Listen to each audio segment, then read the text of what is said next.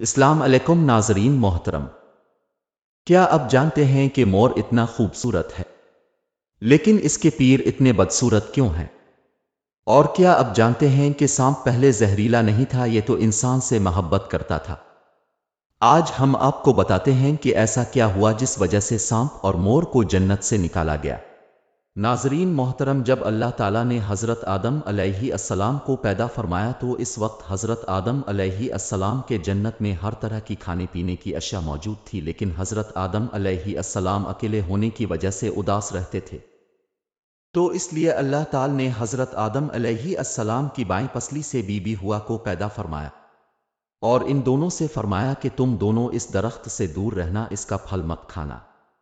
اس وقت مور اور سانپ دونوں زمین پر آتے رہتے تھے، اور مور جتنا آج خوبصورت ہے اس وقت اس سے زیادہ خوبصورت ہوتا تھا، اور اس کے پیر بھی بہت خوبصورت تھے، اور سانپ کے منہ سے مشک اور عنبر کی خوشبو آتی تھی۔ ایک دن شیطان نے ان کو بہکایا کہ آخر ہم جنت میں ساتھ رہتے تھے، تم مجھے بس ایک بار جنت کی سیر کرا دو۔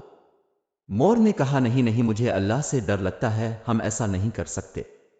شیطان کے بار بار اصرار پر سانپ نے کہا ٹھیک ہے، تم میرے منہ میں بیٹھ جاؤ، میں تمہیں جنت میں جا کر اگا دوں گا۔ اور سانپ مور کے پاؤں میں بیٹھ گیا، اور ان دونوں نے شیطان کو جنت میں پہنچا دیا۔ اب شیطان حضرت آدم علیہ السلام اور بی بی ہوا کے پاس گیا اور کہنے لگا کہ تم یہ پھل کیوں نہیں کھاتے ہو؟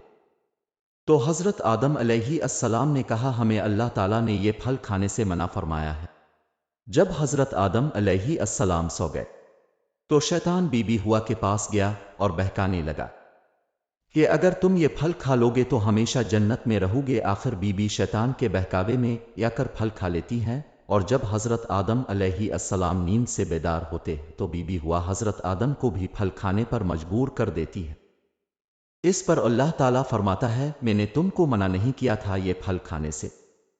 تو اللہ تعالیٰ نے حضرت آدم علیہ السلام اور بی بی ہوا کو جنت سے نکال کر زمین پر بھیج دیا، اور سانپ سے عنبر کی خوشبو چھین کر ظاہر بھر دیا، اور مور کی خوبصورتی چھین لی اور اس کے پاؤں بدصورت بنا دیے۔